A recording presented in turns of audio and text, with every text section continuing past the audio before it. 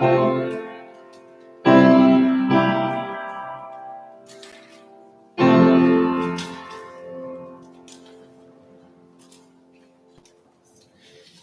함께 나눌 하나님 말씀은 요한계시록 2장 18절부터 29절까지 말씀입니다.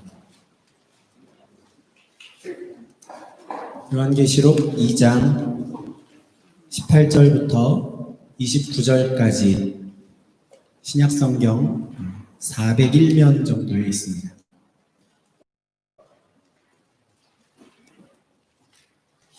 찾으신 줄 알고 2장 18절부터 29절까지 말씀 제가 봉독해 드리겠습니다. 두아디라 교회의 사자에게 편지하라. 그 눈이 불꽃 같고 그 발이 빛난 주석과 같은 하나님의 아들이 이르시되 내가 내 사업과 사랑과 믿음과 섬김과 인내를 아노니 내 나중 행위가 처음 것보다 많도다. 그러나 내게 책망할 일이 있노라. 자칭 선지자라 하는 여자 이세벨을 내가 용납함이니 그가 내 종들을 가르쳐 꾀어 행음하게 하고 우상의 재물을 먹게 하는도다. 또 내가 그에게 회개할 기회를 주었으되 자기의 음행을 회개하고자 하지 아니하는도다. 볼지어다 내가 그를 침상에 던질 터이요 또 그와 더불어 간음하는 자들도 만일 그의 행위를 회개하지 아니하면 큰 환난 가운데에 던지고 또 내가 사망으로 그의 자녀를 죽이리니 모든 교회가 나는 사람의 뜻과 마음을 살피는 자인 줄 알지라. 내가 너희 각 사람의 행위대로 갚아주리라. 두아디라에 남아있어 이 교훈을 받지 아니하고 소위 사탄의 깊은 것을 알지 못하는 너희에게 말하노니 다른 짐으로 너희에게 지울 것은 없노라. 다만 너희에게 있는 것을 내가 올 때까지 굳게 잡으라. 이기는 자와 끝까지 내 일을 지키는 그에게 만국을 다스리는 권세를 주리니 그가 철장을 가지고 그들을 다스려 질그릇 깨뜨리는 것과 같이 하리라. 나도 내 아버지께 받은 것이 그러하니라. 내가 또 그에게 새벽별을 주리라. 귀 있는 자는 성령이 교회들에게 하시는 말씀을 들을지어다. 아멘. 네, 오늘은 두아디라 교회를 향한 계시의 말씀을 보겠습니다. 지금 예수님께서 반모섬에 유배되어 있는 사도 요한에게 특별한 환상을 통해서 계시의 말씀을 전하고 계십니다. 이 계시 말씀은 아시아 지역에 있는 7교회를 향한 것이었죠. 지난주까지 우리가 에베소 또 서머나 버가모까지의 말씀을 보았습니다. 오늘은 두아디라라는 도시에 있는 교회를 향한 말씀입니다. 두아디라라는 도시 이름이 낯선 분들도 계실 텐데 또 어떤 분들은 내가 어디서 이 이름을 봤더라 하고 생각하는 분도 아마 계실 겁니다. 사실 예상하기 힘든 곳에서 이 이름이 발견되는데 사도행전 16장 14절입니다.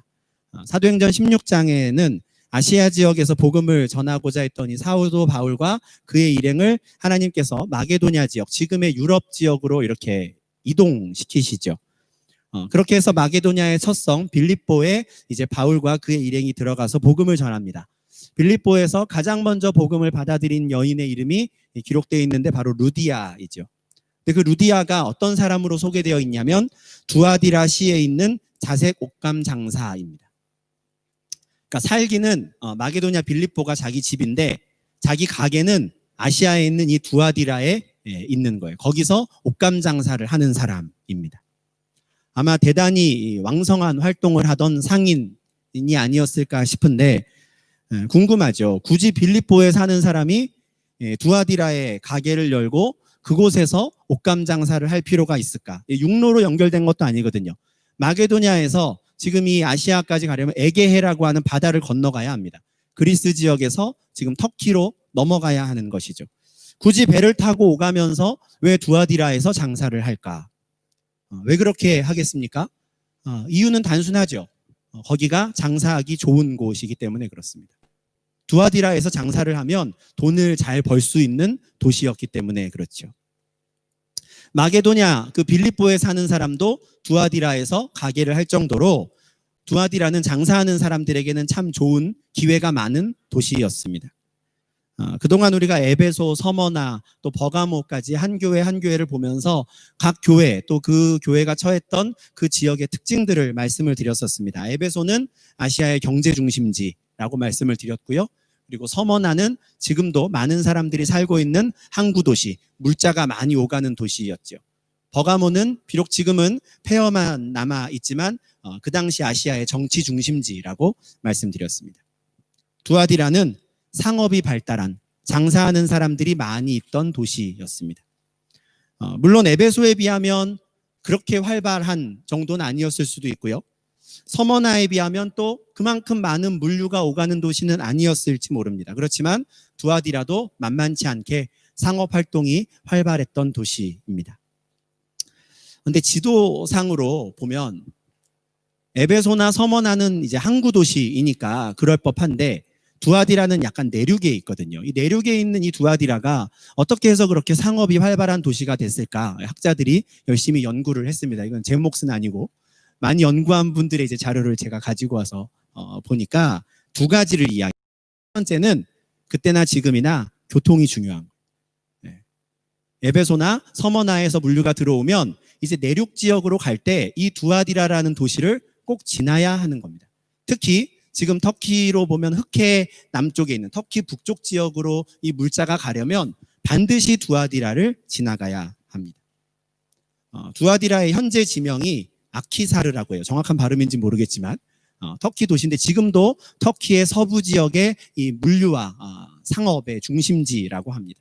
그러니까 그때나 지금이나 아주 좋은가 봐요, 교통이. 두 번째 이유가 있습니다. 그 당시 이 로마 제국의 군대가 바로 이 두아디라에 주둔하고 있었습니다. 정치 중심지 또 경제 중심지는 아니었지만 로마 군대의 군대가 주둔하고 있으니까 상권이 늘 이루어져 있었던 것이죠. 그 군인들이 사용해야 되는 많은 물자가 공급되어야 했고요. 무기가 오가야 했고요. 당연히 활발하게 여러 가지 상업 활동들이 이루어지는 겁니다. 특별히 군인들에게 필요한 것들 중에서도 각종 무기를 만드는, 그래서 금속을 가지고 이런저런 재련을 하고 도구를 만드는 장인들이 아주 많았다라고 합니다. 그래서 18절을 보면 지금 이 두아디라에 있는 성도들에게 말씀하시는 분을 이렇게 묘사하죠. 그 눈이 불꽃 같고 그 발이 빛난 주석과 같은 하나님의 아들. 이분이 지금 말씀을 하는데 이것은 1장 13절부터 18절까지 기록된 인자에 대한 여러 묘사 중에 1장 15절에 있는 묘사와 같습니다. 지금 이 말씀을 하시는 그분의 발은 풀무불에 단련된 빛난 주석과 같다. 이렇게 묘사되어 있거든요. 풀무불, 금속을 재련하는 것, 주석이 잘 재련되면 얼마나 빛나는지 이런 것들은 두아디라에서 여러 가지 무기도 만들고 도구도 만들었던 사람들에게는 아주 익숙한 표현인 것이죠. 그 빛나는 갑옷을 입고 불꽃 같은 눈으로 두아디라 교회를 보시는 그 예수님께서 먼저 그들에게 칭찬의 말씀을 하십니다. 너희가 하는 사업과 너희의 사랑과 믿음, 섬김, 인내에 대해서 내가 알고 있다 하는 거예요. 지난주일 설교에서 에베소 교회는 믿음을 지키느라 사랑을 잃어버린 반면에 버가모 교회는 사랑을 지키기 위해서 또 바른 교훈을 잃어버렸다 말씀을 드렸는데 이 두 교회는 어느 한 가지에 치중하느라 다른 것을 잃어버렸었죠. 근데 두아디라 교회에 칭찬하는 말씀을 보니까 어떻습니까? 행위와 사랑, 믿음과 섬김, 인내의 열매를 다 맺고 있습니다. 교회의 머리이신 예수님께서 불꽃 같은 눈으로 보시는데 예수님이 좋아하실 열매들이 골고루 있는 거예요. 믿음과 사랑에 대해서는 우리가 판단할 수 없습니다. 그죠? 우리는 사람들을 볼 수 없으니 주님만이 그것을 판단하실 수 있는데 불꽃 같은 눈으로 보셨을 때 너희 가운데 믿음이 있구나. 너희 가운데 사랑이 있구나 하는 겁니다. 섬김과 인내, 그들의 사업은 뭡니까? 겉으로 드러나는, 우리도 알 수 있는, 사람들도 알 수 있는 열매예요. 믿음만 있는 것이 아니라 실천적인 부분에 있어서도 좋은 평가, 칭찬을 받은 것이죠. 믿음과 사랑을 가졌다라는 건 어떤 그리스도인의 정체성과 관련되어 있습니다. 나 스스로를 어떻게 생각하는가, 나는 어떤 사람인가라는 정체성 면에 있어서도 아주 훌륭했고요. 그 정체성이 실제 그들의 삶에서 드러나는 섬김이나 인내, 그들의 행함 등에 있어서도 좋은 점수를 받은 사람들입니다. 무엇보다도 두아디라 교회가 받은 최고의 칭찬은 너의 나중 행위가 처음 것보다 많도다입니다. 모여서 예배를 드리고 나는 그리스도인입니다라는 정체성을 가지고 살기 시작했을 때보다 지금 너희가 훨씬 더 좋다라는 거예요. 처음보다 나중, 지금 너희 모습이 더 좋구나. 쉽게 말해서 너희가 점점 더 좋은 교회로 성장해 가고 있구나라는 칭찬을 듣는 것이죠. 우리 교회가 이런 칭찬을 받을 수 있으면 참 좋겠습니다. 그죠? 예수님 보시고 야, 작년보다 올해 너희가 더 좋다. 내년이 되면 올해보다 2020년보다 21년에 너희가 참 더 좋구나. 이런 칭찬을 들으면 그죠? 이렇게 성장해 가는 겁니다. 두아디라가 바로 그런 칭찬을 들은 교회입니다. 근데 이 땅에 있는 모든 교회가 그렇듯이 완벽한 교회가 없지요. 불꽃 같은 눈으로 예수님이 보시니 이런 두아디라 교회에도 책망할 일이 하나 있었습니다. 뭐냐면 그들 가운데 자칭 선지자라고 하는 어떤 여인이 활동하고 있었는데 그녀의 여인을 그냥 여인의 활동을 용납했다라는 점이에요. 예수님께서는 이 자칭 선지자라는 이 여인을 이세벨이라는 이름으로 부르십니다. 그런데 이세벨은 이 여인의 실제 이름은 아니었을 것이 같아요. 이세벨 아마 많이 익숙한 이름일 텐데요. 열왕기상 16장 31절에 등장하는 이름입니다. 그 당시 북이스라엘의 왕이었던 아합 왕과 혼인한 시돈 사람입니다. 시돈의 왕 엣바알의 딸이었는데요. 이 아합이 시돈의 딸 이세벨과 결혼한 이후에 아합은 하나님을 떠나서 완전히 바알과 아세라에게로 돌아섭니다. 바알의 신전을 건축하고 바알과 아세라를 위한 제단을 쌓고요. 이 아합과 이세벨이 얼마나 열심히 바알과 아세라를 섬겼는가 평가를 보면 그 이전 왕들도 여호와 하나님보다는 바알을 섬겼지만 그 어떤 왕보다도 열심히 바알을 섬긴 왕 이렇게 평가를 받습니다. 유명한 이야기가 있죠. 초등부 친구들도 아마 다 알 텐데 엘리야 선지자가 바알과 아세라 선지자 850명과 이렇게 싸웠던 그것도 바로 이 아합과 이세벨 시대에 있었던 일입니다. 근데 예수님께서 지금 두아디라 교회에서 활동하던 자칭 선지자라고 하는 그 여인을 이세벨이라고 부르시는데 그 이유가 이 이세벨이 했던 일과 지금 두아디라 교회에서 이 여인이 하는 일이 똑같기 때문에 그렇습니다. 여호와 하나님만을 섬겨야 하는 하나님의 백성들을 미혹해서 하나님을 떠나게 만드는 거예요. 우상을 섬기게 하고요. 하나님의 백성들의 마음을 여호와 하나님이 아니라 우상에게로 다른 거짓 신에게로 향하게 하는 일을 한 것입니다. 우상을 위한 제사에 참석하게 해서 그곳에서 행음하게 하고요. 우상의 제물을 먹게 하였습니다. 이 이세벨이라는 여인이 했던 일들 가만 보면 어디에서 본 것 같으시죠? 우리가 지난주에 보았던 버가모 교회의 상황과 비슷합니다. 버가모 교회에서 발람의 교훈을 지키는 자들이나 니골라당의 교훈을 지키는 자들이 했던 것과 비슷해요. 근데 버가모 교회가 그렇게 했던 것처럼 두아디라 교회도 이 이세벨이라고 불리는 이 여인이 교회 안에서 활동하는 것을 그대로 용납하고 있었다라는 겁니다. 그러니까 예수님이 보실 때 두아디라 교회가 점점 더 좋은 교회로 성장하기 위해서 반드시 해야 하는 일은 이 자칭 선지자라고 하는 이 여인을 끊어내는 것이었어요. 다른 것들은 다 괜찮습니다. 근데 이것만 딱 하나 아쉬운 점이 있었던 것이죠. 11절을 보시면 예수님께서는 이미 그녀에게 회개할 기회를 주셨다라고 말씀합니다. 구체적으로 어떤 기회를 주셨는지는 우리가 알 수 없지만 분명한 것은 이 이세벨이라는 여인이 예수님이 주신 그 기회를 저버린 거예요. 그리고 회개하지 않았습니다. 완악하게 마음을 먹은 것이죠. 그리고 끝까지 자기의 음행을 회개하지 않았습니다. 결국 예수님께서는 그녀에 대한 심판을 내리기로 하셨는데요. 그녀를 침상에 던지시겠다라고 합니다. 이 침상에 던진다는 게 뭐냐면 이세벨이 어떤 큰 질병을 얻어서 드러눕게 될 것이다 라는 거예요. 하나님께 징계를 받아 큰 고통을 받게 될 것이고 결국 그녀는 그녀의 침상에 드러눕게 될 것입니다. 그런데 문제는 이 이세벨에게 미혹되어서 함께 간음하고 여호와 하나님을 떠났던 사람들, 그 사람들도 회개하지 않으면 똑같이 큰 환난을 받게 된다라는 점입니다. 이미 이세벨에게는 회개의 기회를 주었는데 그녀가 그것을 저버렸습니다. 그러니 이세벨에게는 이제 심판이 확정되었습니다. 그런데 이세벨과 함께 여호와 하나님을 떠나 간음하였던 다른 자들에게도 지금 예수님이 기회를 주시는 거예요. 회개하라, 회개하라 말씀하시는 것이죠. 만약에 그들이 그 회개의 기회를 저버린다면 그들도 이세벨과 마찬가지로 심판당하게 됩니다. 그러니 이제 두아디라 성도들 중에 행음하였고 여호와 하나님께로부터 마음을 떠났던 자들, 우상을 섬기는 일에 동참했던 자들은 속히 회개해야 합니다. 그렇지 않으면 그들도 큰 환난을 당하게 됩니다. 지난주에도 말씀드렸지만 하나님께서는 죄인들을 사랑하시고 죄인들을 위하여 예수 그리스도를 이 땅에 보내셔서 대속 제물로 삼으시기까지 했습니다. 그러나 회개하지 않는 죄인들에게는 하나님께서는 준엄한 심판을 내리시는 것이죠. 지금 두아디라 교회에서 하나님을 떠났던 자들에게 회개하라고 책망하시며 그들을 부르고 계신 겁니다.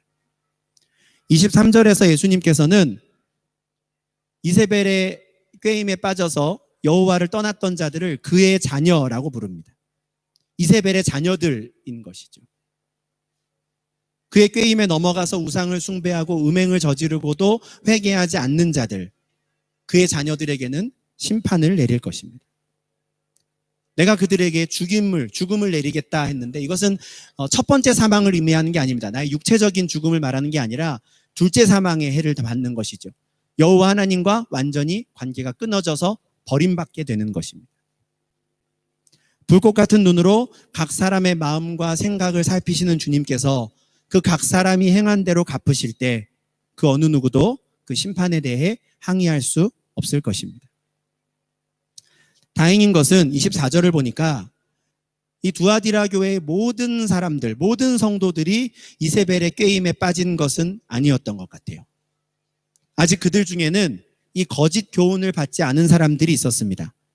24절에 소위 사탄의 깊은 것을 알지 못하는 너희들이라는 표현이 있는데 이세벨의 거짓 가르침에 빠지지 않은 사람들입니다. 이들은 예수님의 책망의 대상이 아닙니다. 예수님께서 뭐라 그러십니까? 그 사람들에 대해서는 내가 너희에게 다른 짐을 지울 게 없다라고 말해요. 내가 너희들에게는 바랄 게 없어. 지금 하던 대로 그대로 하면 된다. 내가 지금 회개하라고 말하는 것은 이 사탄의 거짓 가르침을 받은 자들에게 하는 것이니 그 가르침을 쫓지 않는 자들은 안심해라. 이것은 너희를 향한 말씀은 아니다라고 말합니다. 내가 너희들에게 바랄 것은 아직 미혹되지 않은 자들에게 바랄 것은 다른 게 아니라 지금까지 하던 대로 그 모습 그대로 쭉 이어가기를 내가 바란다라고 말해요. 주님께서 오실 때까지 인내하며 자신들이 받은 그 진리를 잘 붙잡고 있는 것이죠. 앞서 예수님께 칭찬받은 사랑과 믿음, 섬김과 인내의 열매를 잃어버리지 않고 다른 것에 미혹되어 없애버리지 말고 끝까지 잘 붙잡고 가는 것입니다. 그들이 그렇게 끝까지 이세벨의 미혹에 넘어가지 않고 진리를 잘 붙잡고 있다면 예수님께서는 그들에게 만국을 다스리는 권세를 주시겠다라고 약속합니다. 27절 하반절을 보시면 지금 예수님께서 이긴 자들에게 주시겠다라고 하신 모든 것은 하나님 아버지께로부터 예수님이 받으신 것입니다. 만국을 다스리는 권세도 마찬가지입니다. 예수님께서 마태복음 28장 18절에서 승천하시기 직전에 하늘과 땅의 모든 권세를 하나님이 나에게 주셨다라고 말씀하시거든요. 이것이 뭡니까? 만국을 다스리는 권세죠. 그런데 끝까지 견디며 이기는 자에게는 하나님께서 나에게 주신 그 권세를 그들에게 주겠다라고 말씀하는 겁니다. 나와 같이 왕노릇하자라고 초대하시는 겁니다. 그리고 그 강력한 권세를 가지고 예수님의 반대편에 섰던 자들, 반역을 일으켰던 자들은 어떻게 됩니까? 멸망당하게 되는 것이죠. 그 심판과 그 승리에 동참할 그 기회와 은혜를 주신다 약속하는 겁니다. 또한 이기는 자들은 새벽별을 받게 됩니다. 상징적인 표현이라서 이 새벽별이 무엇일까 싶은데 계시록 22장 16절을 보면 이 광명한 새벽별은 다윗의 뿌리요 자손이라고 말합니다. 누굽니까? 예수 그리스도이죠. 혹시 지저스 모닝스타라고 아시는지 모르겠습니다. 지저스 모닝스타, 예수 새벽별이잖아요. JMS라고 정명석 씨가 자기 이름을 JMS 한 글자씩 따서 이거를 이 새벽별에서 갖고 와서요. 지저스 모닝스타가 자기라고 그랬어요. 네. 새벽별은 정명석 씨가 아니고요. 예수님입니다. 네. 이게 그냥 새벽별 그러면 막 자기 마음대로 해석할 수 있을 줄 알고 막 온갖 이단들이 이런 걸 끌고 와서 설명하는데 성경에서 이야기해요. 계시록 22장 16절에서 그분은 다윗의 뿌리요 자손이라고 말씀합니다. 다윗의 뿌리이시면서도 어떻게 자손이 될 수 있을까? 예수님이 이 땅에 계실 때 복음서에서 너희가 어떻게 다윗의 자손이라고 메시아를 말하느냐라고 논쟁했던 바로 그 말씀이죠. 우리가 지금 4주째 각 교회를 향한 말씀을 보는데 이긴 자들에게 주겠다라고 하신 약속이 조금씩 달라요. 표현이. 누군가에겐 생명나무 열매를 주겠다 하시고 누군가에겐 오늘처럼 새벽별을 주겠다 하시고. 그런데 그 다른 모든 표현들이 누구를 가리킵니까? 예수 그리스도를 가리키는 겁니다. 다시 말해서 이긴 자들은 첫째 사망의 해를 당할지라도 길이요 진리요 생명이신 예수 그리스도와 더불어 하나님 나라에서 영생하는 복을 받게 된다. 조금만 참고 견뎌라 라고 말씀하시는 것이죠. 제가 열심히 두아디라 교회의 상황을 설명을 해드렸는데 들으면 들을수록 지난주 했던 말씀을 또 하고 계신 것 아닌가 싶으시죠. 버가모 교회 시간에 열심히 들었던 내용을 지금 또 듣고 있는 것 같은, 그죠? 상황이 좀 비슷했습니다. 버가모에는 발람과 같은 자들이 있었는데 두아디라에는 이세벨과 같은 자들이 있었습니다. 그런데 문법적으로 엄밀히 따져보면 버가모에는 이런 사람들이 많이 있었어요. 복수형입니다. 따르는 자들이 있었는데 두아디라에는 한 사람이 있었던 것 같아요. 자칭 선지자라는 여인, 그 이세벨 한 사람이 어찌된 일인지 많은 사람들에게 영향력을 끼치는 사람이었던 것이죠. 그러니까 굳이 이 숫자로만 보면 비슷했지만 그나마 두아디라는 버가모보다는 조금 괜찮았겠지. 그 한 사람만 딱 빼내면 좋은 건가 보다 우리가 생각을 할 수 있습니다. 그런데 이 두아디라라고 하는 이 지역에 대해서 열심히 연구한 분들의 결과들, 그분들의 설명을 보면 이게 무슨 숫자만으로 비교해서 두아디라가 버가모보다는 괜찮았겠구나 이렇게 생각할 문제가 아니구나 하는 생각을 좀 하게 됩니다. 이 이세벨이라는 사람이 좀 일당백의 느낌이 있습니다. 아주 교묘하게 성도들을 미혹하는 사람이었어요. 왜냐하면 이 두아디라 교회의 상황을 연구했던 모든 분들이 이 이세벨의 활동, 이 이세벨이 미혹한 것을 성도들의 먹고 사는 문제와 딱 연결시켜서 사람들을 미혹했다라고 보기 때문에 그렇습니다. 내 먹고 사는 문제가 달린 그런 일들로 성도들을 한 사람 한 사람 미혹한 거예요. 제 설교를 시작하면서 두아디라는 상업이 발달한 도시였고 군대에서 필요한 물품을 만들어서 공급하는 이런 장인들이 많았다 말씀을 드렸지요. 그런데 그 두아디라에 이 도시 규모에 맞지 않게 굉장히 많은 조합들이 있었다라고 합니다. 길드라고 부르실 수 있는. 동업자들끼리 조합을 만들어서 활동하고 있었던 거예요. 특히 이게 두아디라에서 아주 왕성한 모습을 보였다라고 합니다. 도공들끼리 조합을 만들었고요. 천막 제조하는 사람들끼리 또 조합을 만들었습니다. 금속을 다루는 장인들끼리도 조합을 만들었어요. 지금도 그렇지만 동업자들끼리 조합을 결성하는 것은 아주 큰 유익이 됩니다. 그죠? 한 사람의 힘으로 해결할 수 없는 것을 다 같이 비슷한 일을 하는 사람들끼리 힘을 모아서 하나하나 해결해 갈 수 있으니까요. 근데 그 사람들이 조합을 형성해서 덩어리가 생기게 되면 어떻게 됩니까? 그 두아디라라는 도시 내에 영향력을 발휘하기 시작하는 것이죠. 실제로 그 조합들은 굉장히 활발하게 활동했다라고 그래요. 정말 활발하게 활동한 조합은 일주일에 한 번씩 모였다고 해요. 일주일에 한 번씩. 매주 연회를 베풀고 그 연회에 모인 사람들끼리 친목을 다지는 거예요. 상상이 되실 겁니다. 저는 사업을 안 해봐서 모르겠지만 사업을 하시거나 동종업계에 계신 분들 만나서 식사를 한번 하시면 그럴 때 수많은 정보들이 오가죠. 요즘의 상황이 이렇구나라는 것들을 확인하게 됩니다. 그런 시간을 매주 갖는 거예요. 그런데 문제는 그 연회가 우상숭배와 아주 밀접한 연관이 있는 겁니다. 그 연회의 시작은 두아디라 시, 그 도시의 신인 아폴로에게 제사를 드리는 것으로 시작합니다. 그리고 그 신에게 바쳐졌던 음식을 함께 나누죠. 그리고 그 연회는 성적 음행으로 마무리됩니다.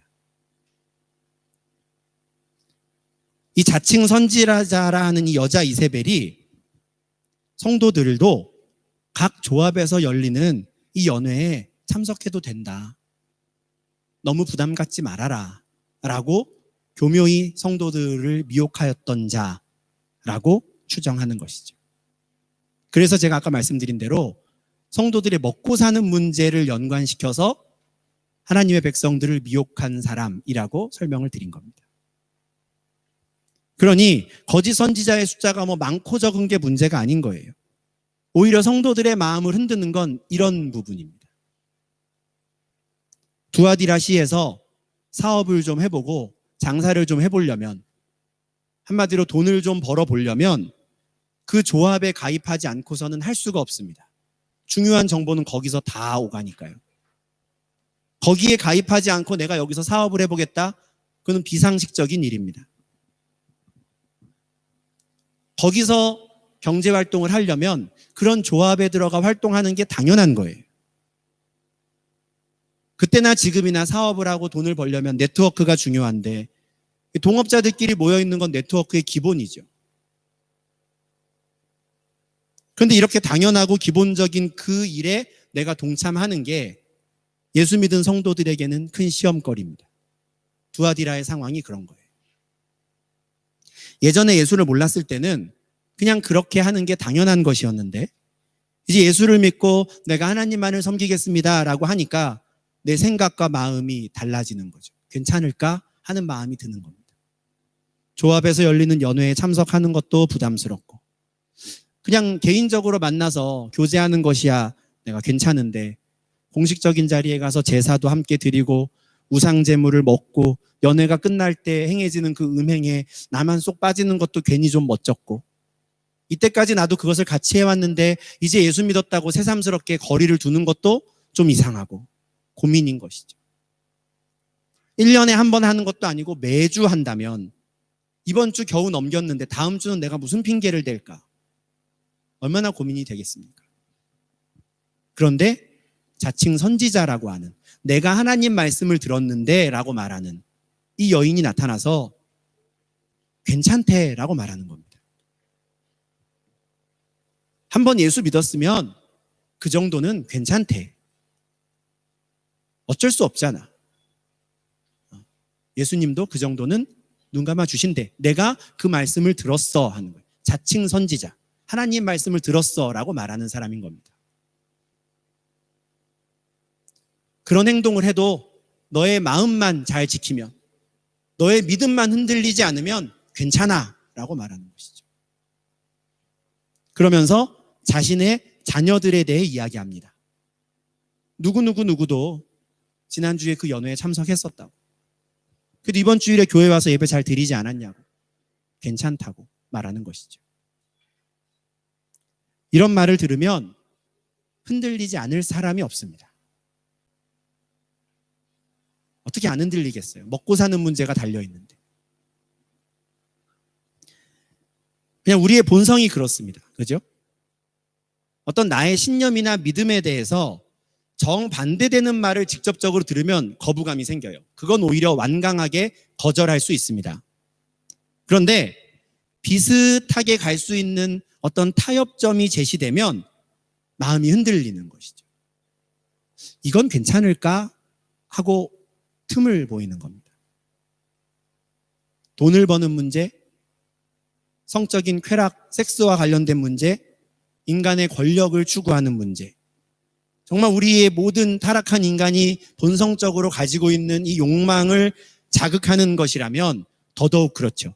나도 저걸 좀 해보고 싶은데 차마 못하고 있었는데 누군가가 교묘하게 타협점을 딱 제시해 줄 때 안심이 되는 것이죠. 아, 이 정도까지는 괜찮은 거구나.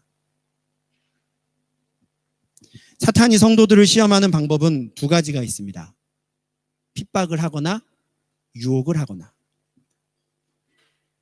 황제 숭배를 거부하면 유배지로 보내지거나 처형당하는 것, 핍박이지요. 그것으로 성도들의 믿음을 시험했습니다. 반면에 사람의 욕망을 교묘히 자극해서 세상과 타협하여 가도록 만드는 것, 미혹하여 성도들을 시험에 들게 하는 것이죠. 두아디라 성도들은 사탄의 핍박이 아니라 사탄의 미혹에 넘어질 위기에 처해 있었습니다. 예수님께서 끊어내라 하시는 것이죠. 지금 우리가 사는 시대는 어떻습니까? 우리는 핍박을 당하고 있습니까? 아니면 미혹을 당하고 있습니까? 우리는 핍박이 아니라 미혹으로 시험당하는 시대와 사회에서 살고 있습니다. 대놓고 기독교의 진리를 부정하거나 아까 말씀드린 JMS처럼 딱 듣는 순간 아유 말도 안 되는 소리 하지 마. 그렇게 탁 받아칠 수 있는 거면 오히려 괜찮겠어요. 아예 대놓고 예수 그리스도의 보혈의 능력을 부인하는 자들이라면 오히려 분별하기도 쉽고 거절하기도 쉽습니다. 근데 교묘히 우리의 욕망을 자극하며 타협하게 만드는 소리들, 이건 우리가 구분하기가 참 어렵습니다. 우리 주변에 이세벨과 같은 자들이 있는가 살펴보고 멀리해야 하죠. 네덜란드는 특히 우리가 미혹되기 쉬운 나라입니다. 신앙의 문제뿐 아니라 특히 한국에서 이렇게 오래 살다가 오신 분들은 일반적인 어떤 윤리 기준까지도 많이 흔들리게 만드는 나라입니다. 제가 새삼스레 내가 참 신기한 나라에서 살고 있구나 라는 생각을 들게 했던 기사를 지난주에 봤는데요. 코로나 관련 규정이 완화돼가지고 암스테르담 홍등가에 사람들이 너무 많이 와가지고요. 도로 사람들 진입하는 걸 막고 거기 주류 판매를 제한했다 그러더라고요. 와, 이 와중에 대단한 나라에 살고 있구나라는 생각을 좀 새삼 했습니다.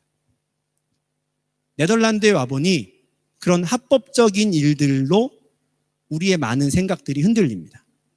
여기서는 합법이라고 하는 많은 일들. 청년들이 와 있는데 네덜란드에 유학 와 있는 청년들은 한국에서와는 전혀 차원이 다른 유혹거리들에 노출되어 있습니다. 한국에서는 한 번도 생각 안 해봤는데 거실을 쉐어하고 부엌을 쉐어하는 친구들이 근데 너는 왜 마리아나를 안 해? 질문을 던지죠. 네덜란드 살면서 이 정도는 해봐야 되는 것 아니야? 딴 데 가서 언제 해보려고 그래? 근데 이런 질문이 막 이 청년들을 억지로 막 이걸 시키려고 하는 질문이 아니라 정말 순수하게 궁금해서 하는 질문이라서 더 당황스러운 거예요. 이걸 어디까지 진지하게 내가 얘기를 해야 되지? 하는 겁니다. 네덜란드에서만 특징적으로 나타나는 대표적인 모습을 말씀드렸지만 네덜란드뿐 아니라 이 타락한 인간이 사는 모든 나라와 사회의 모습이 비슷합니다. 어느 나라에서나 우리의 이 욕망을 자극해서 믿음의 길을 열심히 가던 성도들을 슬며시 딴 길로 들어가게 만드는, 세상과 교묘하게 타협하게 만드는 것들이 많이 있죠.